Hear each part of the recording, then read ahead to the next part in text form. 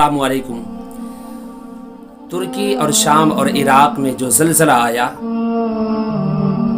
اتنا خطرناک اور اتنا بھیاوہ تھا کہ تقریباً 36,000 رپورٹ کے مطابق 36,000 لوگوں کی جانیں گئی ہیں، اور نہ جانے کتنے لوگ، کتنے بچے، کتنی عورتیں، کتنے بوڑھے، کتنے جوان ہاسپٹل میں سب ایڈمٹ ہیں، سب زیر علاج ہیں۔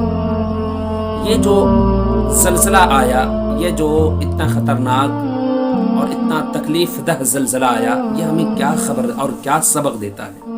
میرے دوستو، سبق یہ دیتا ہے کہ آپ چاہے جتنی بھی ترقی کر لیں، آپ چاہے جتنے بھی آگے بڑھ جائیں، مگر یہ ساری چیزیں تحت قدرت میں ہیں، یعنی اللہ کی قدرت کے نیچے ہی ہیں۔ اللہ جب چاہے گا آپ کی ہر ایک چیز کو نیست و نابود کر سکتا ہے، آپ کی ترقی کو نیست و نابود کر سکتا ہے، آپ کی جتنے بھی آگے بڑھ چکے ہیں آپ، اس تمام چیزیں اللہ تبارک و تعالیٰ ایک لمحے میں آپ کو زبر سے زیر کر سکتا ہے۔ ایک آرٹیکل آیا تھا کہ ایک شخص جو ہے 47 سیکنڈ پہلے 3 بنگلوں کا مالک تھا، اس کے پاس 3 بنگلوں تھے، مگر 47 سیکنڈ کے بعد وہ بھی زمین پر آ چکا تھا، یعنی اس کے تینوں بنگلوں، اس کے 3 محلات وہ زلزلے کی وجہ سب زمین دوز ہو گئے، سب ڈہ گئے، سب برباد ہو گئے، سب ملبے میں تبدیل ہو گیا۔ تو یہ ساری چیزیں اللہ تبارک و تعالیٰ کی تحتی قدرت میں ہیں۔ اب اس زلزلہ سے ہمیں بچنا چاہیے، اللہ سے ہمیں دعا کرنا چاہیے، مولا ہمیں اس زلزلے اور اس مصیبت گھڑی میں مولا ہمیں صبر کی توفیق عطا فرما اور اسے مصیبتوں سے ہمیں بچائے۔ سرکار مدینہ صلی اللہ علیہ وسلم نے ارشاد فرمایا کہ جب جس خطۂ ارض میں، یعنی جس زمین میں زیادہ گناہ ہونے لگتا ہے، لوگ گناہ کو گناہ نہیں سمجھنے لگتے ہیں، تو ایسے عالم میں اللہ تبارک و تعالیٰ اس زمین پر یا تو زلزلے پیدا فرماتا ہے، یا اس علاقے میں طوفان کی شکل میں ایک عذاب، ایک مصیبت ڈال دیتا ہے۔ یہ جو مصیبت ہے، یہ جو زلزلے ہیں میرے دوستو، یہ اصل میں مصیبت نہیں بلکہ یہ ایک آزمائش ہے، ایک عبرت ہے۔ ہم سب کو اس خطرناک اور اس تکلیف دہ زلزلے سے ہمیں سبق لینا چاہیے۔ زنا جو ہمارے معاشرے میں، ہمارے سماج میں بہت زیادہ ایک وبال بن چکا ہے، ایک وبا کی طرح پھیل چکی ہے، اس وبا سے ہم سب کو بچنا ہوگا۔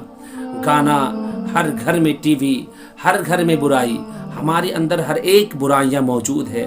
اب سوچیں کہ رب تبارک و تعالیٰ کیا ہمارے اندر زلزلہ نہیں پیدا فرمائے گا؟ بالکل فرمائے گا۔ اللہ تبارک و تعالیٰ بدلہ نہیں لیتا ہے، رب کائنات، بلکہ ہمیں ایک عبرت بھیج رہا ہے، ہمیں ایک سبق دے رہا ہے کہ دیکھو اگر تم وقت رہتے صحیح راستے پر نہیں آ گئے تو تم دیکھو زلزلے کی شکل میں کیا سے کیا کر سکتا ہوں۔ رب کائنات کی حکمت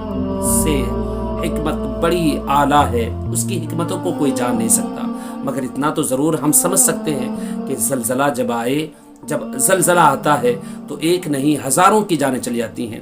اب سوچیں کہ زلزلہ آنے سے 1 منٹ پہلے سب اپنی اپنی مستی میں، کوئی سو رہا تھا، کوئی باتیں کر رہا تھا، سب اپنے اپنے مست دنیا میں مست تھے، مگر زلزلہ آنے کے بعد وہاں پر اتنا خطرناک ماحول بن چکا ہے۔ اللہ تبارک و تعالی ہم سب کو گناہوں سے بچنے کی توفیق عطا فرمائے۔ ہمیشہ استغفار کریں۔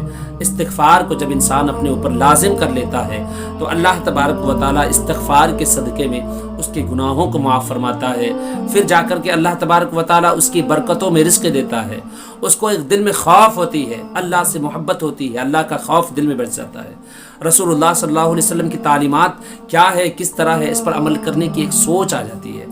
اس لیے میرے دوستوں، میرے بزرگوں، ہم اگر گناہ میں مبتلا ہیں تو ہم سب کو وقت رہتے توبہ کرنا چاہیے۔ استغفر اللہ ربی من کل ذنب واتوب الیہ، اے اللہ میری توبہ کو قبول فرما اور ہمیں سیدھے راستے پر چلنے کی توفیق عطا فرما۔ السلام علیکم۔